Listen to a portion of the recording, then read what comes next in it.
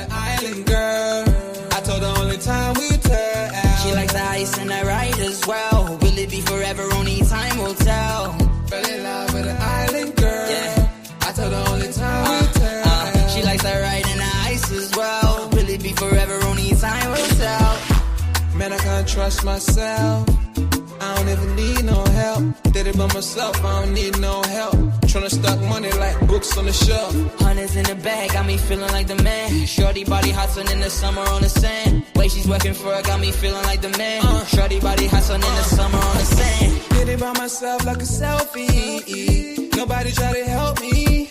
Came to the club with an island girl. I'ma take it to the crib and let me buy you pearls. Did it by myself, no one helped me, yeah. Now these bitches wanna selfie. I like big gold chains, I like big gold rings. Let me take it to the crib and let me buy you things.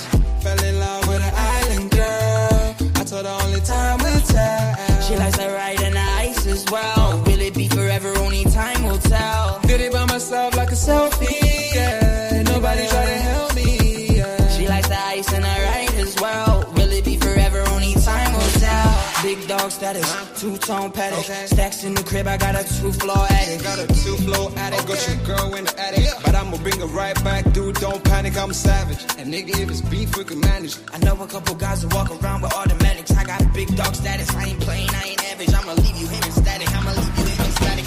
Fell in love with an island girl. I told her only time we tell. She likes the ice and the ride as well. Will it be forever? Only time will tell. Fell in love with an island girl. Yeah. I told her only time we tell. She likes the ride and the ice as well. Will it be forever? Only time will tell.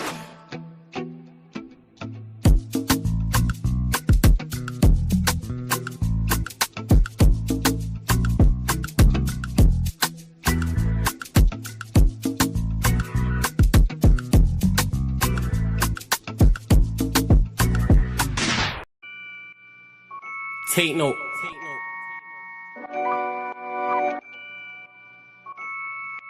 Tino, babe. Yo, Tino, he'll get his dome pop. Satin blue on his whip, but he ain't no cop. Don't stop, spray up his motor till it smokes up. Cause what I bought for insurance, I have it wrote off, you joker. Suck on your mum and take note, cause the foreign ring up in his grill. Like grandma stovetop, don't flop. Fuck up the game, like this was Roblox. Oh gunner, running this field, I'm for your walk up. Drum roll, load up a cannon and give her more shots. I put your face on the beam, now you're Zordon. Treat you like an old sketchbook, you'll get drawn on. I lead your girl from the back, I'm that raw blood. Wait, who the fuck feels they could do me something? I'll roll up in your ends with a toolie bussin'. 32 ugly as shit, like Miss Rooney's husband. Somebody cut me a deal, I'm just too disgusting. Niggas think they next in line, but they ain't doing nothing. Mask on, metal in hand, Freddy Krueger's coming. Tools all up in your home, I'm here to fix the plumbing. House blown, toaster run, leak gas from your oven. Diol on your girlfriend's face, and she best get to sucking. Head game resemble my dad, cause it was good for nothing. Yeah, I'm still vegan, but I'm down for beef. Niggas think they slick with a dialect, but talk is cheap. Watch your mouth, little nigga, because I roll with heat. Top said there's no returns, and I see no receipt. I put your boy in the back, like he was groceries. Riding round with the burner boy, in case I find any extendo. Licking up shots, until it overheats. No mask, did it bareface, just so they know it's me. Eyes closed, chest wide open, heart surgery. Usher said just let it burn, let's make it third degree. Niggas think everything's jokes, until you shoot his queen. Shot was funny as shit, it barely missed the bean. Wax on, then wax off, to leave the burner clean. Then open up the Uber app to flee the murder scene. Waving a stick will make them levitate. I raise a toast in the air, let's celebrate. See a couple holding a blade, like it's wedding day. And yous can leave with a slash, just like wedding cake. Bitches on snap in the snacks. Oh no you ain't, know your place. Worked up flawless, you look like bellyache. Beat my deck all off in the face, and let it detonate. All facts, just ask your mum, she'll demonstrate. Damn right babes, I'm a jerk, just let it marinate. I gave it a beat like I was Penfold. And some retarded head, my tongue's mental.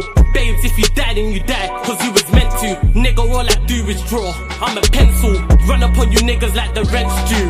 Dude, screwed, if I see food, you're on the menu. Your homies have to find the Dragon Balls to resurrect you. Fuck it, you niggas can all hate. I'm better than all of you niggas I don't rate. If your girl's fit, 4 plus 4 she'll get 8. I'm a chiropractor back, just setting them all straight. Scorps, take note.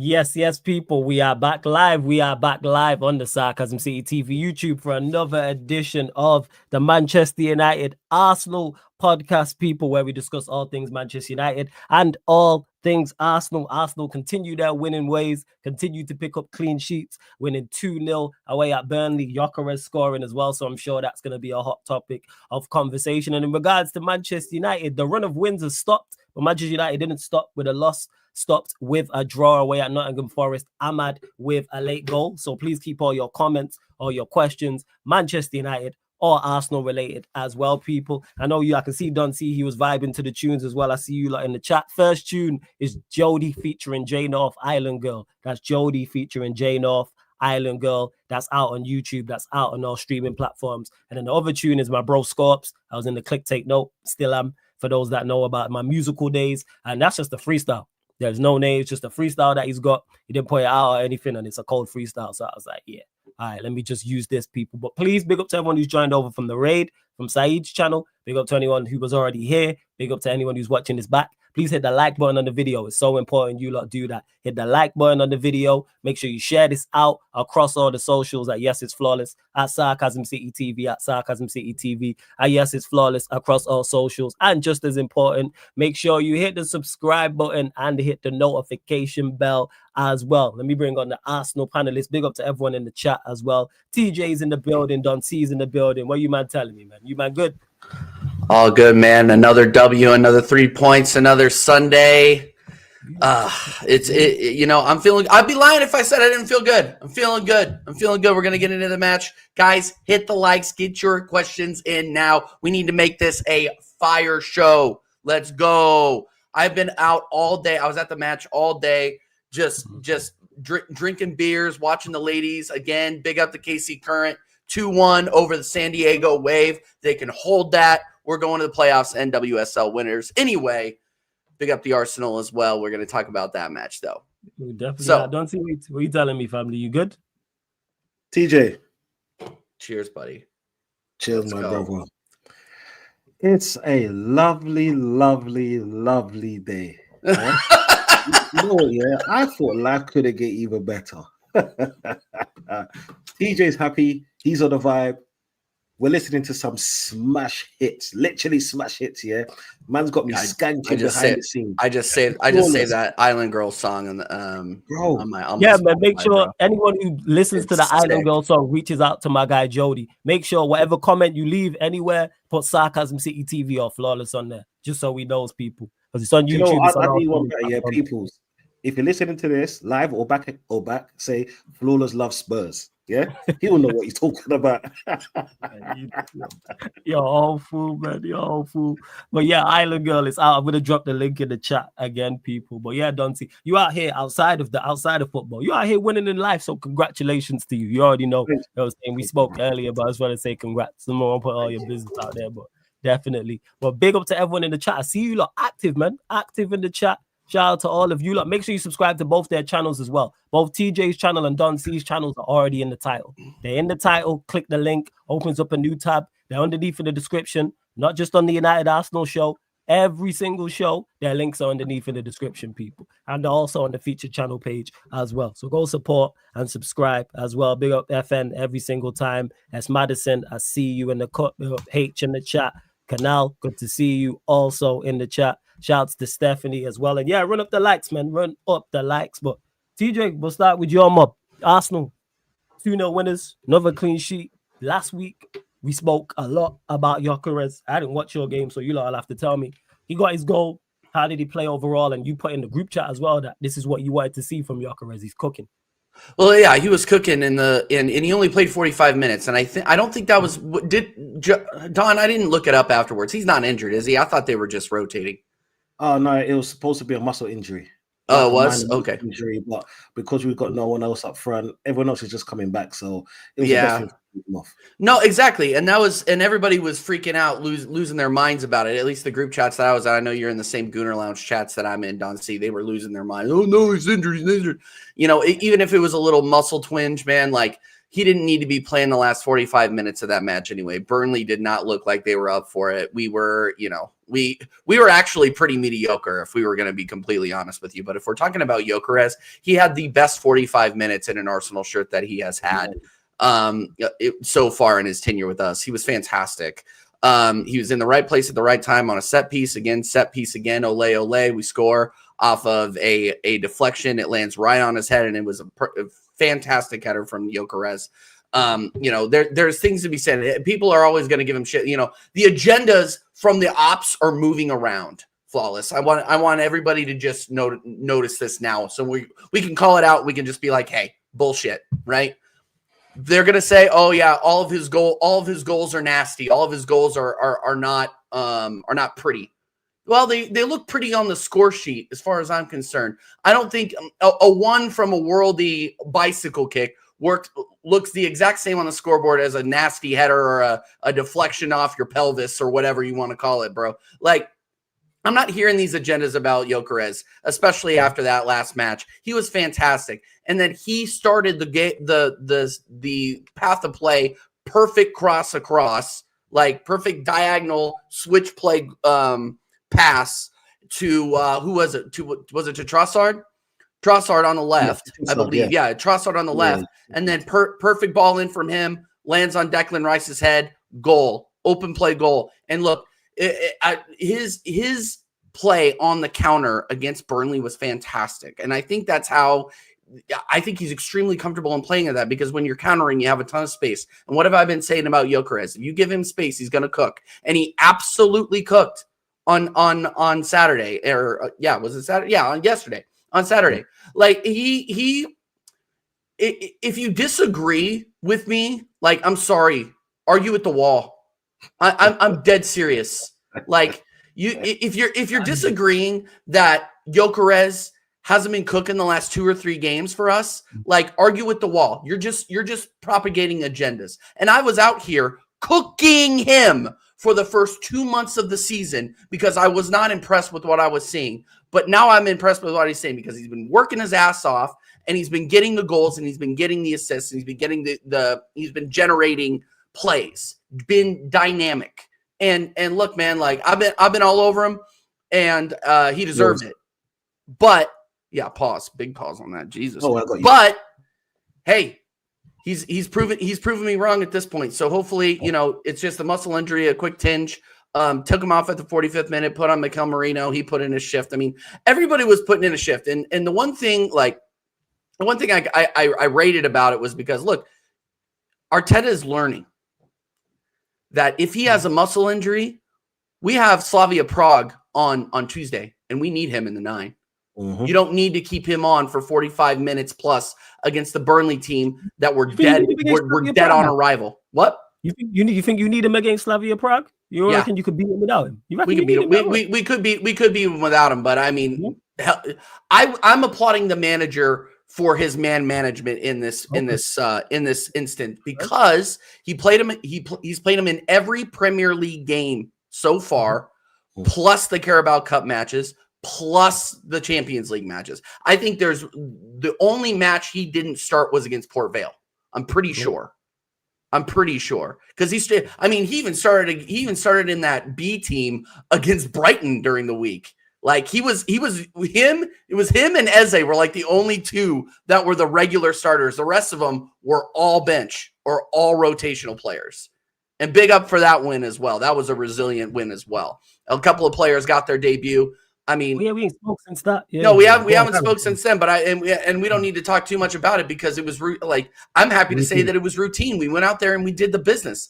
Home against Brighton, and in those kind of early round Carabao Cup matches, those are matches we usually lose because we don't take them seriously enough, even at home. You remember last year, the few years before that, Brighton, West Ham, Aston Villa, they come in there and just, put their feet up at our house, don't even take their shoes off, start hugging on our wife, fucking start eating the food out of our fridge and fucking leave.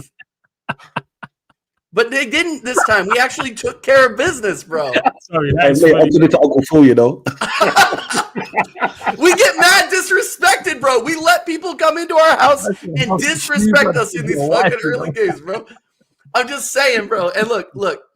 I'm not putting Arteta on a pedestal yet. Oh, shit. I'm merely saying that he is doing the minimum. He is learning man management. He is learning to rotate these players because we do have a Champions League match, and I don't want to see Mikel Moreno starting in the 9. I don't. Okay, take these Champions League early league games seriously because we have Bayern Munich and Inter Milan still.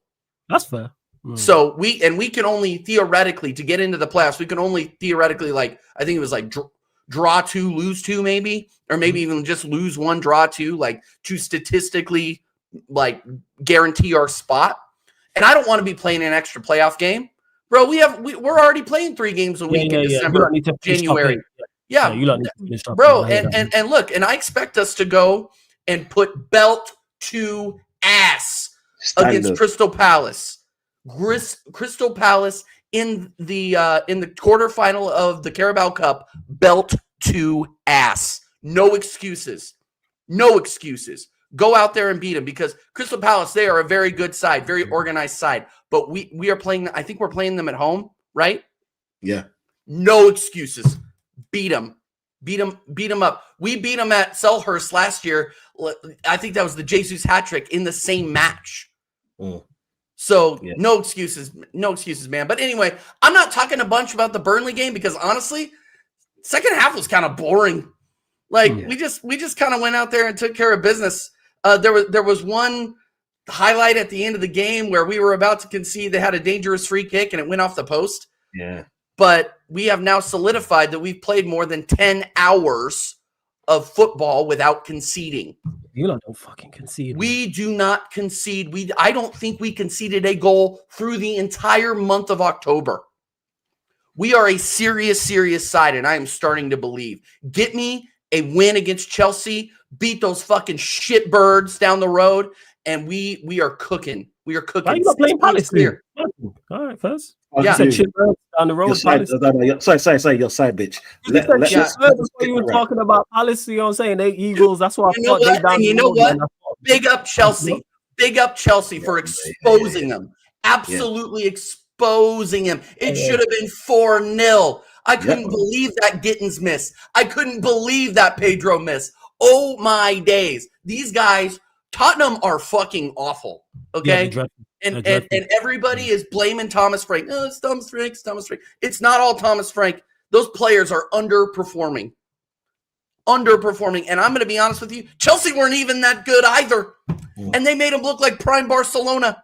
It was nuts. I couldn't believe it. Behavior. What's wrong with you? No, you don't encourage this behavior. I couldn't believe it. No. And you know, and look, Flawless, I'm just going to call him out. I don't like seeing Winter Surfer popping up in these chats, on these streams in his sunglasses, freaking looking like Lewis, like being like, oh yeah, no, it's just like, yeah, okay, you beat Tottenham. Congratulations. They don't call it 3 points. They call it a whorehouse for a reason. You're leaving with something. You're leaving. You pay your money. You are leaving with something. Oh, is this That's my son. And last thing I'm going to say, the Denver Broncos have won as many games at Tottenham Hotspur Stadium as Tottenham have this season. Yeah, the NFL team. They are garbage, and we are going to roll them over. And as soon as we do, Don C, man, I'm going to start believing 6 points clear, bro. 6 points clear. Let's man, I'm getting excited, and I hate to say it. I'm starting to show some chest, bro. I had an A cup 2 weeks ago. They're growing into some B's. Anyway. Saw that bear, bro. Saw that bear. Oh, man. Yeah, your pops is like this. You need to be here more, man. You tell your pops, just tell him, just look him in the face and say, pattern up. That's what you need to do. Your son, man. I love that, man. I love that your son and daughter popped up in the chat. This is brilliant. It is hilarious. What are you saying, Dante, man? Because you've been happy. You've been smiling for weeks now. I feel like 5 to 6 weeks. You have just been cheesing when it comes to just football. I've never seen you so happy. So, yeah, Bro, do you know what? Yeah, first and foremost, fuck Spurs. Yeah? Yes, absolutely. Fuck Spurs. The internal beef, I'm loving it. the Van der Ven, you know what I'm saying? The Jed Spence, them man ain't talking to the manager. That's what I'm saying. Like, I'm loving it, bro. You know what I'm saying? I would say, what do we think of Tottenham? But we all know what I think of Tottenham. So let me just leave them alone because I don't want you to get irritated. European champions. Yeah. You know what I'm saying? Yeah, fuck them. Anyway, pick up my kids, yeah? When we got school tomorrow and college. Do you know what? Do you know Arsenal, right? I thought it couldn't get any better. Do you know what I'm saying? I thought that the fact that we've only conceded 1 goal in 8 matches, and we're not talking about Mickey Mouse teams. We're talking about good Premier League teams, good European teams, right? And it seems like we're not playing the most attractive football. Apart from yesterday's game, where Gyökeres did actually have his best 45 minutes in an Arsenal shirt. And the thing is, the reason why I say best, because he looked like he was sluggish, very heavy. When he was running, he looked more like Jones instead of an Isak who ain't scoring. Right? You see, I want to touch on something quickly that my brother, my fellow Gooner, TJ Warren said, the American fan that actually knows about English football, So all of that narrative peoples, all you British wankers, shut the fuck up. You know what I'm saying? Because let me show you this before I even get on. There's a lot of people in this country that will support an American team or watch WWE, wrestling. A lot of WWE fans. And man, I got chat for that. You know what I'm saying? Yeah, I know what's going on. I've been watching it for how many years? So do you know my brother up here, he's probably more knowledgeable than you. It's not your fault. Fix up. You know what I'm saying? You, man, are moving like Isak. Yeah? So much chat, but not showing man anything, It is what it is. But anyway, you see Gyökeres, he had his best 45 minutes, in an Arsenal top. The ball that he did to Trossard was amazing because I wasn't expecting something like that from him. The fact that he put Saka through from getting a 1-2 from Eze. It was beautiful, bro. Incredible. It was fucking beautiful. You see, earlier on in the season, his touches were so heavy. I don't know whether it was the style that he was so used to. The fact that when he was playing in that Portugal league, he didn't need to have that finesse, the R2, that I keep on saying on the PlayStation pad. He didn't need to have that. It was just a bullish thing all the way. Now his touches are amazing. The goal that he scored, you know how dangerous that goal was? In front of a defender and a goalkeeper, he could have been taken out by one or both. But he got in between, and he scored that goal. People still chatting shit, But guess what? He didn't cost 130 mil like someone else's team player and not scored or got a fake assist. Right? He's scoring goals. Let us man live. We're top of the league. Let us man live. Arsenal ain't playing great, but we're still winning regardless. Tell your team to do fucking better. You hear what I'm saying? There's times when I see 10 Arsenal players in your half. What the fuck are you gonna do about it? See the goal. That's what you're gonna do about it, you boys and girls. No discriminating. You know what I'm saying? You like it's funny because the narrative with Arsenal is it's always, but Arsenal can't score goals from open play. Did you not see that Declan Rice goal? Huh? Made by who? Gyökeres. Trossard, big up for that. And do you know the funny thing is, everyone's talking about that Declan Rice goal, but they didn't see the fact that Gyökeres made that, and then once Trossard put that ball in onto Declan Rice's head and he scored, Gyökeres went straight over to Trossard to say great cross. Yeah, that's the team spirit I like. You know what I'm saying? That's the fucking team spirit I like, and it was a fucking beautiful header as well. Yeah, where's all the rival fans now? Because when Arsenal's losing and Doncey's veins coming out of his head and doing all the F's and the blinds and no one can hear because they have to turn their fucking their speakers so low because I'm shouting down there when I come off. My wife saying, "Don, come on, mate. Yeah, come on, babe." Like, did you have to say half of those shit? This is what I'm saying. I'm with her. Yeah, she's spot on. Yeah, you didn't have to say half of what you said. She's spot on, right? Yeah. But you know what? You respect my guy. You respect my guy. Okay, you man fucking drop 5 points this weekend. Yeah? 5 points. Yeah, so Yeah, tell you we why. knew because that you lost fading was going to and happen. Man No, United Cal, drew. Yeah, so you dropped 5 points. Yeah, yeah, so I'll Chelsea come to always you in a beat, minute, bro. Chelsea always I'll beat come to you. Spurs. We knew that was going to happen, man. No one was surprised by that.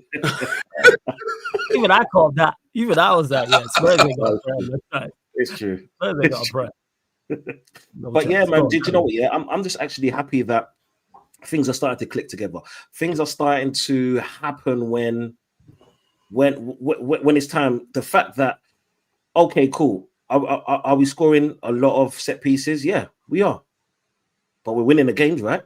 Yeah, And when it comes down to it, what would you rather? Would you rather me and my team lose games and play good under Arsene Wenger, or win under Arteta? Because let's put it this way: I've been Arteta's biggest fan, right? It's documented. People said I have an agenda against him. I really don't. You know what I'm saying? I'm an Arsenal fan. I need my team to do better, right? Man's starving out here. Yeah, man's a hench malnutrition, man. You know what I'm saying? Make that fucking make sense. My team, if my team was if my team was in the Olympics, they'll be doing the 10,000 meters. Yeah, and I'm saying that without not trying to disrespect anyone. Do you hear what I'm saying? They be looking like Isak, bro. You know what I'm saying? Dead food. You hit me? Yeah. But guess what? My team is top of the league. Let man like me live. Yeah. Okay. Yeah. Okay. You want to know what I want to, and I didn't point it out, but I want to point it out. Saka had a really bad match. He wasn't good. Yeah. Trossard was struggling a little bit, but he had passages of play that were okay. But Saka stood out as having a rough one.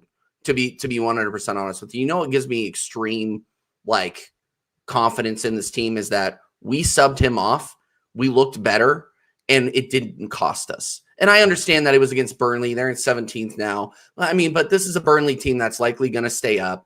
The teams that are in the basement of the Premier League are likely going to stay there. So it's one of those things where the parity in the league right now, I'm not necessarily worried about, I already see some of the frauds in the chat. Big up, you guys. I see you guys being like, oh, well, it was only Burnley. It was only this. It was only that. You can only play who was in front of you. If we had drop points, you guys would be in here on our fucking necks. Yeah. But the thing is, TJ, they didn't have that kind of energy when we played Atletico Madrid, did they? No, they didn't have that. They didn't have that last year when we played Real Madrid. Oh no, Real Madrid is one of the worst Real Madrid side we've ever seen. Whatever. I just want to say, agendas will agenda. Agendas will agenda. My whole point. Hold that. My whole point. I really did. Sorry, I despise. No, my God. My whole point is that sorry. We have depth, and we don't have to worry about subbing certain man on. I mean, a lot of people were asking for Dalman. A lot of people were totally fine when Yeri came in. Shit, when Yeri came in, I was finally we get this kid some Premier League minutes, bro. These are players that I do not need to worry about when they come in. There's not one player on our bench where I'm like, oh shit, here he comes. You know what I mean? We got rid of the Zinchenkos. We got rid of the Nuno Tavares. We got rid of those guys. And now we have quality at every position. Which is why it's just like Odegaard. Odegaard who? I got my guy Eberici Eze in the 10. He's fine. He's dynamic. He's generating stuff through the middle. What? Why am I worried? All these guys that are going to end up coming back, Kai Havertz. Well, I mean, he's not at the top of the list, but Martin Odegaard, Kai Havertz. Who am I missing? Yeah, Jesus. All these players, Martinelli. All these players that are going to come back. Cool. We didn't need you to get guys up until this point to get the 3 points, but it's good. It's going to be good to have Kai Havertz to come in and play relief in the 9 position. It's going to be good for Odegaard to come in and be that option in the 10 and play Eze out on the left and have those 2 creative players. This is what we have been crying out for. This is what we've been crying out for as Arsenal fans for years and years and years. And that's why I'm more excited earlier in the season. I was given a bunch of shit today about brag in a Man City chat, Vader, about me going in there and bragging that we're 6 points clear on November 3rd in the year of our Lord 2025. There is a difference between where we were and where we are now. The 8-point season is completely different. I think if we bottle this season, it's worse than that season. Yeah, it's worse. It's worse because our squad has so much depth. And that squad had Rob Holding in it, bro. Like, what are we talking about? This guy's struggling to keep goals out of the net at Colorado Rapids. And I'm supposed to say, oh, yeah, I rated that team? I didn't rate that team. That team was brutal. As soon as Saliba went down, you knew what time it was. You knew we were done. You knew we were done. Dude, I'm supposed to trust Sambi Lakanga in the midfield? Like, what are we talking about here? Who else? Fabio Vieira? Yeah, he's going to come on here and be a real needle mover. No, we have needle movers coming off the bench now. Our depth, we have no excuses not to win the league at this point, bro. No excuses. I TJ, I totally agree with you. You see what people don't realize is that yesterday someone in the chat said it. Saka missed two chances which he should have scored. Right? Yep. I'm not really pissed about that, just because we won the game, regardless, right? And Gokulas had a good game.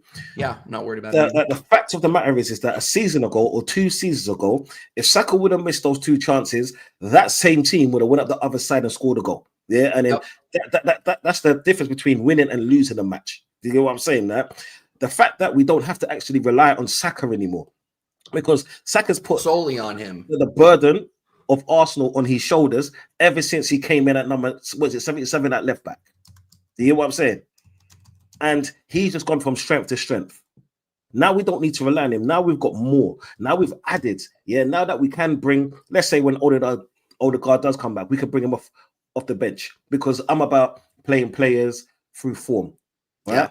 Arteta's on something different, but you know what? Arteta has shown me that he is evolving. So do you know what? I'll give him the benefit of the doubt for now. Yeah, because 8 games, 1 goal, something's cooking. You know what I'm saying? Something's cooking in the Dutch pot. You know what I'm saying? Yeah, something's cooking. We just have to see what's going on. The fact that 70 minutes we could take off a Calafiori, which is not one of my favorite players, but I get it, for a Cape. Yeah, an actual left back. You see, these things, it's those small margins that I like to see. Knowing that we've got a Champions League on Tuesday, and we're thinking ahead. As soon as we get up in the match, we're thinking ahead. And you know what, right? And I want to shout out Gokares again, because you saw the difference between what a striker is and what a makeshift striker is. Because we played 145 with Gokares, right? It was a brilliant 45. The next 45 was with Moreno, yeah. And to be honest, it was kind of mid. You know what I'm saying? So it shows the presence that this player really has in the team. Was people like me and TJ hard on him? Yeah, we was. He scored 3 goals in 2 games. Right? Wasn't good enough. Cool. He scored 2 goals in the Champions League. But was it Champions League? Yeah, it was. Yeah, it was Champions League, right? Cool. But then what are we doing? What is he doing in the league? Because we bought him for more. We bought him as the best striker on form in Europe. So show us that. These are the games that he should be scoring in. Yeah, and he did. I don't care how the goals go in. Yeah. So like, if the ball goes in off his knee, guess what? It's still a goal. I guarantee Isak will want that right now. You know what I'm saying? I'm guaranteed Wirtz will want that right now. Then these Liverpool fucking supporters will stop making fucking excuses. Are you concerned about them, Dunsey? Am I concerned about because of their win against Villa? You think they're back, or you still look at them that they have major problems? No, they still got major problems because Liverpool. Yeah, Liverpool. Liverpool got major problems, bro. Be serious. Yeah, bro. Did you watch that game? They're awful, dude. They're still bad. They're so bad. They are. And the problem was Villa decided to be worse. Yeah. Like, that was it, bro. I'm not worried about Liverpool. These guys, they suck. Bro, they suck. I can't see them. I cannot believe, Don C, I cannot believe we lost against those guys. I cannot believe we lost. Now you see why the head loss. Now you see why I had the head loss, because from the beginning of the season, the moment I saw them play Brentford, I didn't see anything. Right? And to be honest, it was Martinez that fucking gave them the goal.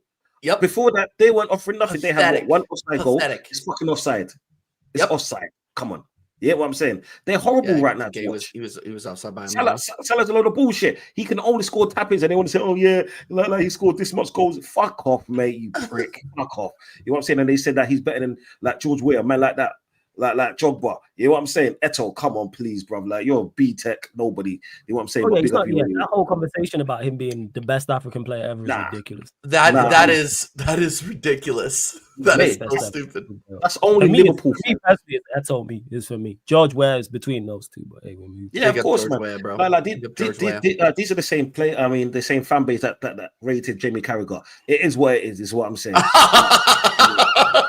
Fucking me. You know what I'm saying? But back onto the Arsenal because we're top of the table. You know what I'm saying? Yeah. It's nice to see us in this position. It's nice to see the fact that we can actually take man off the bench. Substitutions, because before we all know Arteta likes a sub 70 minutes, between 70 minutes and 81. We know he likes that, right? But then when you're winning, what can I really say? Well, you know what I'm saying? He took off it was Gokares because he was injured, right? Or he had a little muscle tweak or whatever it was. The fact that he's playing Wanyeri. Last season, TJ, and I went at TJ, and I had to apologize because you know what? Yeah, he was right with Wanyeri. I thought that he wasn't ready. But guess what? It is what it is. And you know what, right? Like, it's nice to see that he's actually getting proper minutes now. You know what I'm saying? He's actually playing in consecutive games. Whether it's off the bench or starting in the fringe games, I don't really give a shit.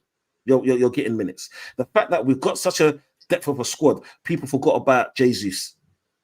Right? Yeah. I can't wait, bro. Like, honestly, yeah. Can you imagine? I said it and I say it again. Jesus, Eze, Odegaard, and Saka. Yeah. Could you imagine them, man? Yeah. Oh my, you see that football? That football will be beautiful because all of them are technically gifted. You know what I'm saying? Yeah. Yeah. I good. Yeah, we got that on the bench, and then they're coming back because they're all in they're all training now. So can you imagine next month now where we're having 3 games in 5 days? 3 games in 5 days, right? Yeah. Them I need step actually for 1 second. I'll starting- be right back. no stress, man. Do your thing. Them actually starting 1 or 2 of those matches. All right, that's what we need. We need a squad depth, and we've got a squad depth. This is why I can understand why TJ said for us this is actually the actual Amazon all or nothing. That's what it is for us. You get me? Like at the beginning of the season, I said I was so glad that we got these players because Arteta and these sexuals have nowhere to hide no more. You get me? Drew saying they can't say he's not got everything he needs to be successful. He's got everything he needed or everything he needs. He's got players in every single position. You know what I'm saying? Timber's been my player of the season because he's always solid. With him is what it says on the tin. If you want to buy Link spray, you ain't getting Old Spice. Do you know what I'm saying? It's Lynx Africa. You know what I'm saying? That's what Timber is. And that's what I love about this shit. This is what I'm starting to actually like enjoy Arsenal again, where it's like you're putting us in these positions. Cool. People can say it's only 9-10 games in, but I swear last season after 9-10 games, they said this is Liverpool's league, right? Because it was around this time, between this time in December, when they was top of the league, they was like, yeah, Liverpool's going to win the league. You know what I'm saying? But I get it because it's Arsenal. We know that Arsenal like to bottle things, but then Arsenal's never been in this position where we've had these said players where we can actually bring off a baller to bring on a decent baller. I'm not saying that he's at the levels of what we have, right? But then they will get us through a job. It's like when you take a Saliba or Gabriel now, you put on a mascara, right? Mascara is a good addition. If we, like, I've seen both of them come off and us go to a back 3. So yeah, cool. We've got wing backs now, yeah, to start up shop. Yeah, like right now we can do that. We've got a player for player in every single position, even down to the fucking goalkeeper. When's the last time we've had a backup goalkeeper that's almost as good as our first goalkeeper? Was that whole Chesney Lutzny thing? Lutzny, Fabianski and Chesney. Fabianski and Chesney, where we had those Polish men in goal them days there. That's the last time we had two goalkeepers that was at a very good standard. You know what I'm saying? So it's like, why can't we go on? And do you know what it is? What like people like say we're missing Thomas Partey. I get it. We are missing Thomas Partey. But do you know when you're at the top of the league, when what's his name? Supermendi is cooking. You can't say you miss anyone because my man has been cooking. He's been controlling the midfield. He's the one that's made us tick, basically. Huh? And you can't deny what Arteta is doing. Because as much as I crashed out on him through those years, and I was right to do it because we won nothing through those years. Yeah, what I'm saying? Because I'm all about bring me trophies and I respect your name. Bring me dirt, yeah, and you can fuck off. It's as simple as that. Right now, he's put us in that position. We've got those players, whether it's Berta, I don't give a shit how the powers that be. Yeah. That's for the man that's in the boardroom of Arsenal. I'm a supporter like everybody else. I want those bragging rights. I don't want this prick up there, yeah. In the summer to start laughing at man again. So yeah, don't see what did you man win? You know what I'm saying? I don't want people like Prime to clip me, yeah, and he will this pussy, all right, and say like, I thought he was winning the league. Yeah, I thought he was winning the league. You know what I'm saying? I want Arteta to put us in a position so all of this narrative stops. I want Gokares to score and all of this narrative stops. This is what I'm saying. And to be honest, it's most of the time the rival fans like this pussy up there. Yeah, I can take it from my own fan base. They're just fucking idiots. You know what I'm saying? But it's what it is. Sorry, because you're just sitting there, bro. It's just so easy. It's so easy, bro.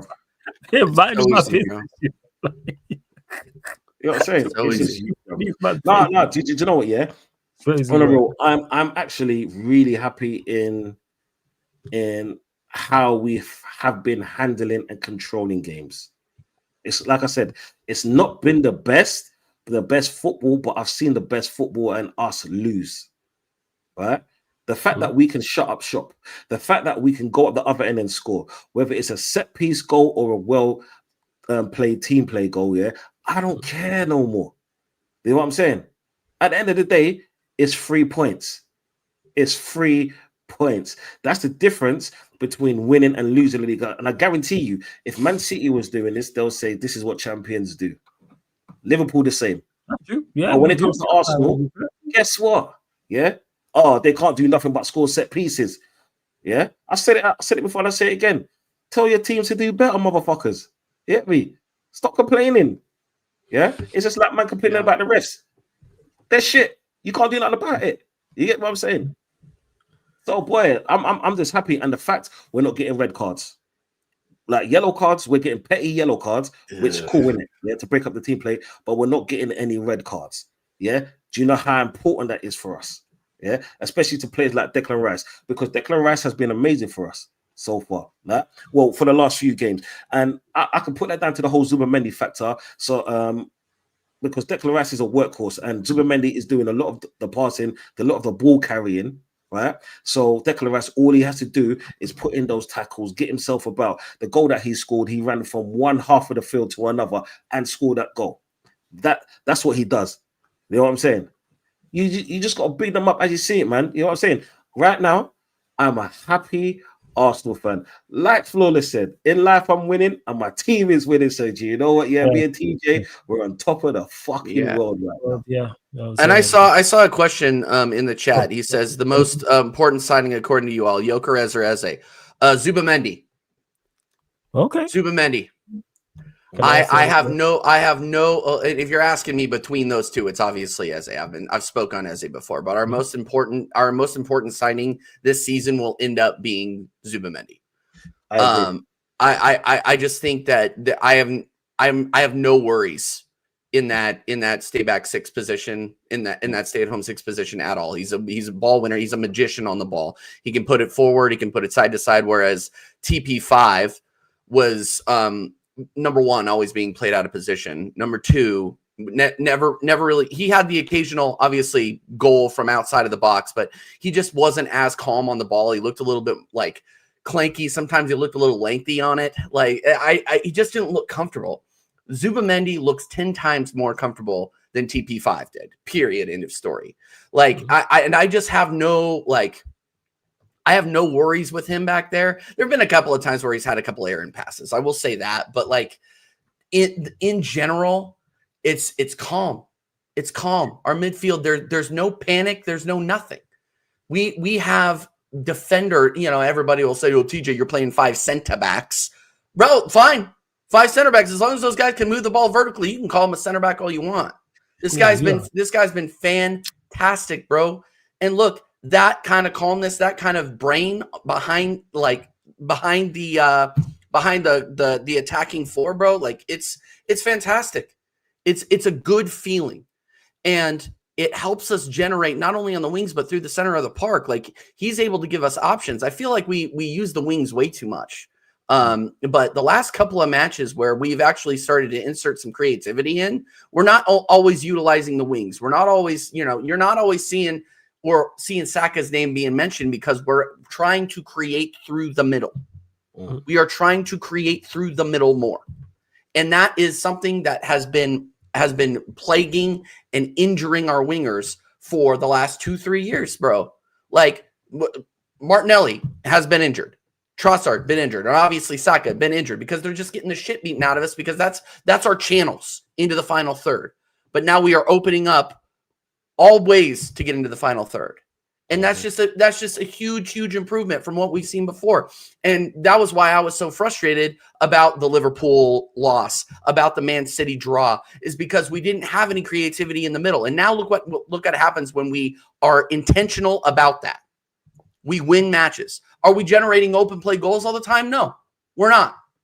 But when we do, it's magic. Like you saw with that Trossard to Declan Rice goal.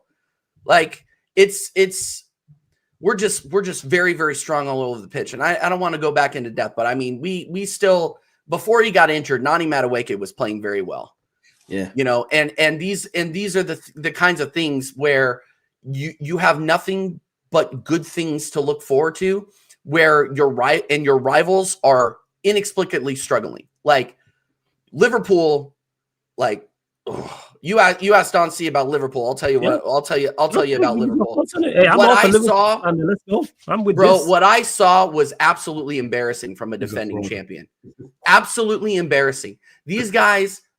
I talked about Arsenal letting people come into their house and put their feet up, bro. They let people come into their house with mud on their shoes, and they're like grinding all over it. You remember that Rick James skit with the fucking Dave Chappelle? Bro, that guy's like Rick James saying, fuck your couch, bro.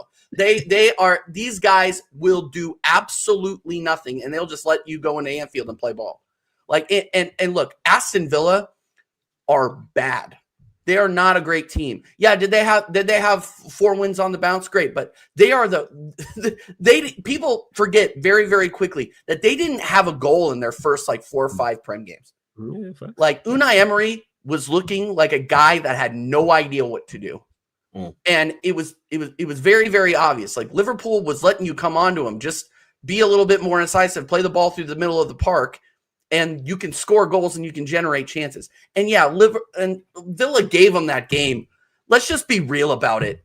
Like, can we not pretend like Emi Martinez didn't just give the ball away for that goal, leaving it wide open? It was dreadful, bro. And all these Liverpool, if Liverpool win their Champions League game, you know what the narrative is going to be. We're back. Hey, Madrid, you got one job. One job. Yeah, but we know they're going to do. No, Madrid, and here's the thing: Madrid will put them to the sword. I agree with you. I think Madrid. They will put them to the sword. It is going to. I am thinking like 2 or 3-0 minimum. Oh, because these guys, bro. I'm telling you. This is for all the Madridistas out there. This is for Will. This is for Lee Gunner. This is for my guy Oregon Goon. You freaking Madrid fans for some reason. Just go out there and just do us a favor. Put him to the sword. Put this fraud Arnie Slot out of here and be done. Because, like, look, I think that season is going to go down in history as an anomaly. Because you look at what there was before, and now and he came in with a ready-made team from Klopp, and now he has added his own ingredients, bro. This guy pissed in the soup. He brought in players. The only player that he brought in that is looking like that's bringing any sort of value is Ekitike. But that's because Ekitike is a very, very intelligent player. I think he's only got 1 goal in his last 7 games. Yeah, but at the beginning of the season, that's better than Wirtz. That's better than Isak. Like, this guy's having to go out there and create his own chances, and he has 10 men behind him that aren't doing him any favors at the same time. And at that point, you don't blame the players, you blame the manager. Like, this is what I don't really get about a lot of these Liverpool creators, is that they are blaming individual players for not doing enough. These slot inners, bro, it's like, you have to, Who are you talking shit about when you're talking about poor performers at Liverpool? You're talking about Mo Salah. You're talking about Cody Gakpo. You're talking about Soboslai. You're talking about Kirkez. You're talking about every player. Kanate, Virgil van Disney. You are literally naming the starting 11. What does that tell you? Yeah. That's not a player problem. It's a manager problem. This is not hard.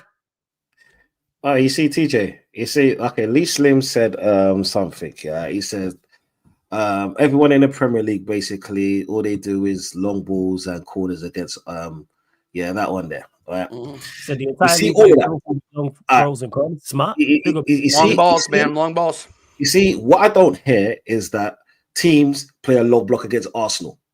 Right? We don't complain about that. Yeah.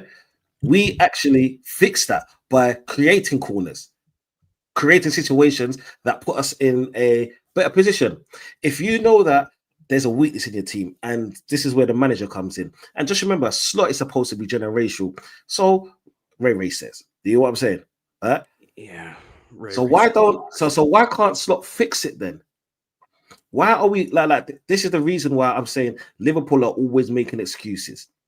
If you know that teams are just going to bully you, do you know what, right? You get bullish players. If you know that they're always going to go over the top here, you don't attack so high. And then the thing is, if you know the team that you're playing against is going to be a low block, you're going to play more creativity in midfield. These are what managers are supposed to do. None of us have got our badges, but then this is basic. This is fucking basic. And all I'm hearing is excuses. Excuses why they've been losing. Excuses why they've been looking awful. Like you said, TJ, there's been 11 men in that field, or let's say 10 outfield players. Tell me, like, only one of them has been good out of fucking 10. Are you taking a piss? Robinson, like, he's still there. Like they're calling him out. And another player that's, in my opinion, that does quite well is Gakpo. I know there's certain people that are constantly on his throat to say, "Oh yeah, Gakpo shit" or Gakpo and all of that. But then, do you know what? Why the fuck do I? Why? I'm a 36-year-old man. Why do I laugh at that every single time? Yo, because Gak shit is crazy. Because I just think it's high every time. Then I know it's not. I'm a fucking teenager, bro. He's like, no, Gak shit. Yeah, he's just like Gak shit. That's all Sai calls him, man. Sorry, go on, Doug. Even though they call him that, he's the one that's been getting them their goals, not the 130 million pound man. He's not doing shit for them. He's sitting on the bench. You know what I'm saying? Because people hurt his feelings. He's so-called injured. It is what it is. Right? Yeah. What the fuck is he doing? They get me? And they want to go after a person that's scoring. Ekatike. They put him on the bench a lot of the times. They put him on the bench just after he scores or take him off early. For what? I know. And here's the thing, Flawless, is you said, oh, well, he only has two goals in 7 games or whatever. Who else is scoring, bro? Who else is scoring? Hey, they struggling all over. I'm with it. I just wanted to hear about it. I'm all for hearing about Liverpool struggles, man. You know what I'm saying? I'm all for that. It's a conversation I never get tired of hearing about. I'm just so happy, bro. When I get to see Mike Doss like looking like Weekend at Bernie's out here. When I get to see Hussam crying. The Hussam crying memes. Keep them flowing to my WhatsApp, guys. I will put my number in the chat. Just keep them flowing to me. Emmy Martin has got more. Love that. Anytime Mont's is out here looking like he just came over from terrorist camp. Like anytime he's covering his face, bro, I'm there. I'm there because these guys talk so much shit on us, and we are now at the precipice. Like we have to. Like I'm actually panicking. We have to, Don C, at this point, because you have a Manchester City team that they're gonna continue. Like the only team that I'm really threatened by at this point is Manchester City. But before we get to that, TJ, big up my bro Rants for the raid every single time. Shout out my G Rants for the raid. Everyone who's joining over from Rants, everyone should be subscribed to Rants. Make sure you subscribe to Rants and Bants. Everyone joining over from the raid, United Arsenal show. Keep comments, questions, United or Arsenal. Hit the like button on the video. Subscribe to the channel, Sarcasm City TV. Subscribe to both Don C's and TJ's channels. Both links are in the title. So you just click the links in the title. Opens up new tabs. Subscribe to them both. Donversation TV, TJ Warren TV. Manchester City, they won today, 3-1 against Bournemouth. yeah, TJ, you just mentioned there that Manchester City are the team you look at, and they actually cause you some concern. Yeah, I mean they're starting to get solid, and their new players are starting to bed into the squad really, really well. They were shaky at the beginning of the season, obviously, but you still got Pep Guardiola in there, and here like whenever somebody said TJ Manchester City are finished, I always go no, Pep Guardiola, bro, Pep Guardiola, and look, and I think there was one. I think I had lost it. I completely lost my head, and I said that Pep was washed. He's not. He's not. This guy is betting in Cherky. Like, did you see that goal today against Bournemouth where Holland got the breakaway and Cherky just started celebrating before the goal even went in? Like this is how confident these guys are in him. And look, if he gets injured, then I'll maybe be singing a different tune. But you got so many solid players in that squad, and they are starting to gel, and that is a big problem. You got Donnarumma in there who's looking very, very good. Cherky's looking good now that he came back. Ever since he came back from injury, Holland is still the best player in the Premier League, bar none. I mean, these guys, as long as they keep their form, it is going to be close. And I hate to spoil it for Arsenal fans. We will drop points. We will. It's just we cannot drop points at even close to a consistent. We're talking about you, Vader, man. You know what I'm saying? You have the best manager with the best striker in the league. We're gonna talk about you, Manchester City. Sorry. No. It's fine. And look, don't worry about City. City, you'll dominate next season. You guys still have room to dominate this season. And here's the thing: we all know the script with Man City. They play shaky football in the fall. And then after the winter break, they turn it on. This is nothing new. Like, yeah, last season was a little bit of an anomaly. That 13 game skid that they went on, that I think is an anomaly. But when January hits, Pep shaves his head and just goes to work. Yeah. And people need to realize, Arsenal fans need to realize, yeah, we can talk with a little bit of chest. This league is ours if we want it, but we still have plenty of matches to play. Still 28 matches left, 28 in the league, uncounted Champions League, uncounted Carabao Cup, uncounted FA Cup. There is a ton of matches left. Mm-hmm. So, but you can't help but be pleased by what you're seeing from Arsenal. But anyway, no. Manchester City, I wasn't able to watch. I was a highlight merchant for that game. I'm sorry, I was at the current game, but I did see that. I did see the goals. Holland's just looking as dangerous as ever.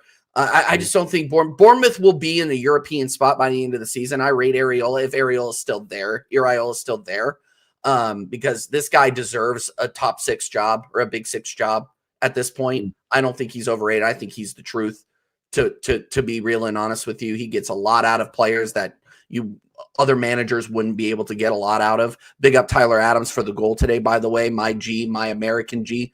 But anyway, yeah, you can't stop worrying about Manchester City, man. Look, and I'm not saying Arsenal need to look behind them. We just need to keep playing our game, playing our rotational squads in the matches that we know that they can handle it. Crystal Palace being one. We have the early rounds of the Carabao Cup coming, or the FA Cup coming up. Give them that time. And when we have those games locked up, put in those rotational players. Miles Lewis-Skelly getting some minutes this weekend. Was very, very happy to see that. Microwave minutes. Totally fine. Ethan Nwaneri. Again, we talked about it at the beginning of the show. This kid is going to cook. He's the future of the club. Give him minutes. Give him minutes. Continue to put him into situations where he can grow as a player. So when we do end up getting into situations where there's injuries, or we need somebody to cover on the right, or we need somebody to cover in the 10, or maybe even put Eze as a left-sided cam or a left winger, like, you have the versatility to do it, bro. This is why I keep saying, and I know I'm a little bit all over the place. We were talking about Man City, but we have to realize as Arsenal fans now, and we said it at the beginning of the season, but now more than ever, it's on Arteta. It's on Arteta, and we are going to continue to give Arteta his flowers, because Arteta has only dropped 4 points for me. It's November. He's only dropped 4 points. And look who we played as well.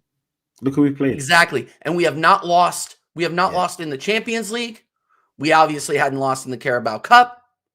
Like, looking there, you lot, Sunderland, Spurs, Bayern, Sunderland, Chelsea. Spurs, Bayern, Chelsea. And this is what I said. This is why I said 4 weeks ago, and then I'm going to throw it over to Don C. This is why I said 4 weeks ago. Go back and watch the show 4 weeks ago.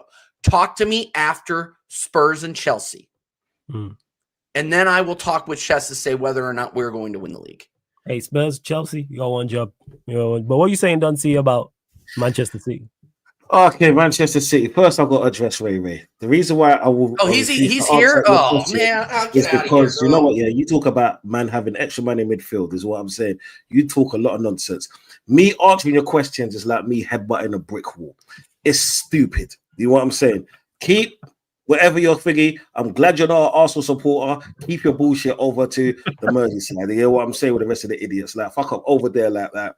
Don't even bother with you. Anyway, City. I didn't actually watch the full match. I was watching more highlights, and they look good.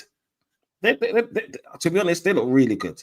All right, like TJ said, they got the best striker in the country by a mile. They got the best fucking manager in the world. It is what it is, right?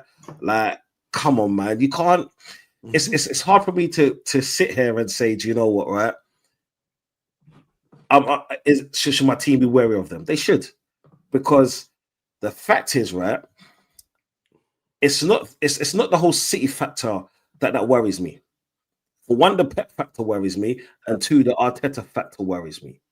Yeah, because as much as I'm lyrically spitting his name, all happy, lardy-dardy, and all the rest of that bullshit, this is still Mikel Arteta. Do you know what I'm saying? This is still Mikel Arteta that really hasn't done much in trophy-wise for us. Yeah. This is a trophies game. You know what I'm saying? So my thing is that even though Man City are still going to be gaining those points, even though Haaland's still going to be scoring, their new players are going to come in. When they've come in, they've hit the ground running. You're going to see a lot more goals. You're going to see them tearing teams apart like they used to. For me personally, what happens when Arsenal lose a match?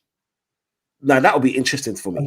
Yeah. Let's say you lose because Spurs or Chelsea or somebody else or Brentford or Villa. I hear that. Because it's all good when you're winning, when you're high flying, when everything's going your way, when every single shot or shot near goal or every single set piece is going in.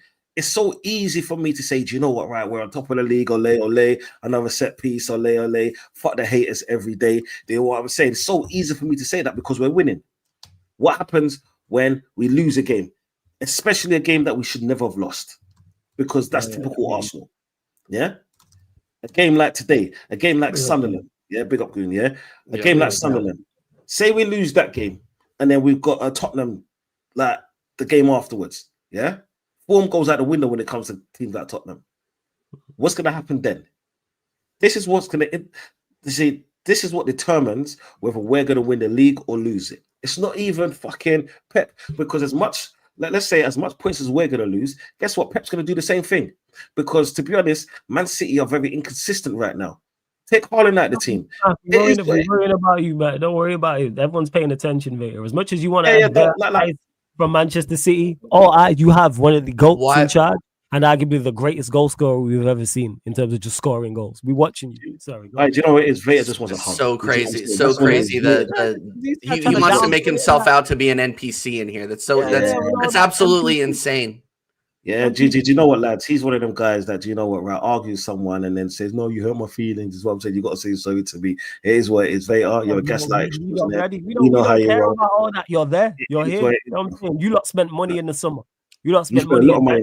This guy will say, "Hey, City will be back," but then out of the corner of his mouth, he'll be just like, "Yeah, well, we just did it 4 times. We just did it 4 times." Even though you already said that City winning the league this season. Yeah. We won the treble winners. Treble winners. But he said that winning the league this season, but we move as you were. Nobody cares.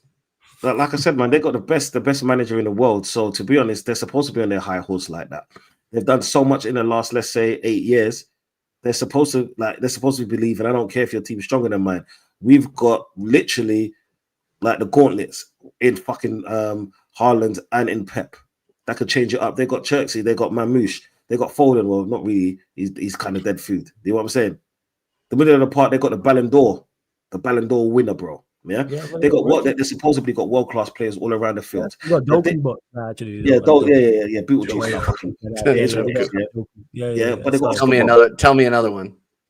Which is looking good. See, this is why I said for me, it's the Pep factor, yes. The Haaland factor, yes. But for me, it's more Arteta. It's what happens, like I said, it's what happens when he loses those games. It's what happens if he gets a back-to-back loss. Is he going to just change it up, go back to his old ways where he's going to be defended first, put himself in a position where we've got 7 defensive-minded players on the field because he's scared to lose that third game? Or is he going to, do you know what, I've played with these players. This one game is a one-off. The next game, we're going to destroy the team and show levels. The moment I see that is the moment I actually can back the team. It's the moment I can kind of give my all and be like, do you know what? Yeah, Arsenal, we're actually going to win the league. That's the day you probably see me do the Gokares fucking celebration and all of that. You hear what I'm saying? Because then because even in myself, I said I've seen Arteta change. I've seen the growth from him, throughout these matches. But like I said, it's easy for me to say that when we're winning games. It's easy for me to enjoy these substitutions when we're winning games. Yeah, and winning games, it's not going to last forever. You get me? But right now, as long as we're on top of the league, I do not give a shit. You know what I'm saying? I don't care about the rivals. The rivals are going to say what they're going to say. Yeah? Who cares? TJ, when's the last time you've seen Arsenal look this good strength-wise? When's the last time you've seen us look realistically unbreakable at the back? Yeah, the only time we actually see a team coming close to scoring against us is from free kicks. Other than that, I can't see other teams breaking us down like that. Do you hear what I'm saying? I don't recall any quality chances for there were a couple, but they were in the Champions League. There's no team in the Prem that has realistically looked like they were going to break us down. Like Liverpool didn't break us down. They got a free kick and they threw a worldie in. And the only reason we drew to Man City was because they hit us on the counter, and it was a really bad starting 11. Outside of that, I can't think of a team right now that really has truly broken us down. The last team to break us down was PSG. Yeah, and that's just the facts. And I'm speaking with Chess, and this is why there you have teams like Man City who will play the low block against us. You have teams like Liverpool that have all that quality in that squad, and they play the low block against us, league champions. The only team that I think won't do that against us because they can't is Chelsea. Chelsea will play us nose to nose because their defense is so bad. Their back line is dreadful. The only person you look at those center backs, bro, they're like a kitchen apron. They are like a hospital gown FC, bro. Back there, ass. Dude, no, it's just ass in the wind. They didn't even bother tying it, bro. They didn't even bother tying the back. They just and the only reason you didn't see it this weekend is because Spurs are so bad. He's an ass, you know. That's what I was meant. You're an asshole. God damn it. Straight cheeks. That's what he was, man. Like, oh, you do that. You lose at Cheeks FC for sure, bro. Sorry, you guys got me crying. You're an ass. Dude, I'm telling you, and I'm trying to think of another team in the Prem that will play us toe to toe. And I can see them doing that. I can see Man City away, that happening, and I can see Chelsea doing it. I can't think of any other team that's going to do it. Maybe Manchester United, because you guys are up until this weekend we're playing with confidence. But I think Brighton and Bournemouth will attack you lot as well. I think they're two teams. Possibly. Bournemouth. I'm not giving enough respect. Bournemouth will. Yeah. Brighton. I don't see why they would. Yeah, it might not work because Brighton will just play. Brighton, from what I've watched, just play that way. They just try and get on the ball and on the front foot. And Yeah. it might not work against you lot because you lot are a better side, but I think they'll attempt to do that. Every Exactly. time I watch, that's how they play. But go on. Right. No, exactly. And here's the thing is like as soon and you saw it kind of break open a little bit when when we were playing Burnley, bro, Don C, they were playing 10 men behind the ball. Yeah. And I'm just like, this is gonna, and I jinxed it, bro. Anytime I say something like this, I jinx it. I'm like, this is gonna be boring. We're gonna struggle to break them down, and it's gonna be a 1-0. Literally 5 minutes later, they score. Gyökeres got his head on it and scored. So I was just like, okay, cool. Somebody in the universe heard me. But then teams are forced to open up against us, and we just destroy them. Like, and there's a reason why we get so many corners and we get so many set pieces. Ole is because we are attacking. We are attacking constantly. There is a reason why we keep getting these corners is because we are spending so much time in the final third attacking, not necessarily the most dangerous of chances, but generating those corners where we know we're going to cook them. And, the only thing that really worries me, and it happened last season, I don't think it'll happen this season because I think we just have more quality and depth than we did last season, is when the set pieces dry up. Because they will. They will eventually. This is not sustainable. So this is why I'm saying, like, we need to start with a little bit more quality in the final third and open play. That is my only criticism, and that's extremely loose, by the way. You know what? Yeah, extremely loose. TJ, I don't sorry for this. I don't think it's we need to create more. We need to finish the chances that we are creating. Yeah, true. Because it's like this. Yeah, if we would have checked it, Saka would have scored 2 goals today, right? And I'm sure Gyökeres could have had another one, right? The goal that Declan Rice scored, that was from an open play goal as well. And if you've not checked it, the last few games, the only reason why we've had to rely on set pieces, or we've gone through 4 set pieces, is because we're not scoring those chances that we should have. Look how many chances Gyökeres has. Like, let's say earlier game that Gyökeres should have scored, whether it's gone over the bar or shot it straight at the keeper. Saka the same thing, Trossard the same thing, Martinelli the same thing, even unto Eze, right? If we score those chances, we're in a different kind of conversation. It's just taking those chances when they do come, because we know the teams are going to be playing a low block, because we're not going to have, let's say, the same amount of chances as a Tottenham would, because fortunately, Tottenham aren't respected like that. Do you know what I'm saying? Yep. Bang for bang, teamwork. They was at home. They had like 1 shot on target. Their GA was 0.4. Fuck Tottenham. It is what it is, bro. You know what I'm saying? They're not like us. You know what I'm saying? They're not like us. Yeah, they're the toilet. That's why we ship them so much, because they're the toilet. You know what I'm saying? But the moment we start scoring those chances, you'll see, bro. You'll see that the set piece goals kind of, they won't fade away. People won't be talking them as much, just because we're scoring 1 in 4. And 1 in 4, that's cool, bro. Because 1 in 4 will get us from, what was it? What's our goal tally now? Is it 15-4? Yeah. Is it 15-4? Like, how many goals have we scored this season? We scored about 20. Yeah. Well, in the league. In the league. No, in the league, we scored 18 and conceded 3. Yeah, 18. We scored 18, right? Realistically, at this point, we should have scored about 23, 24. Just from the opportunities that we've had.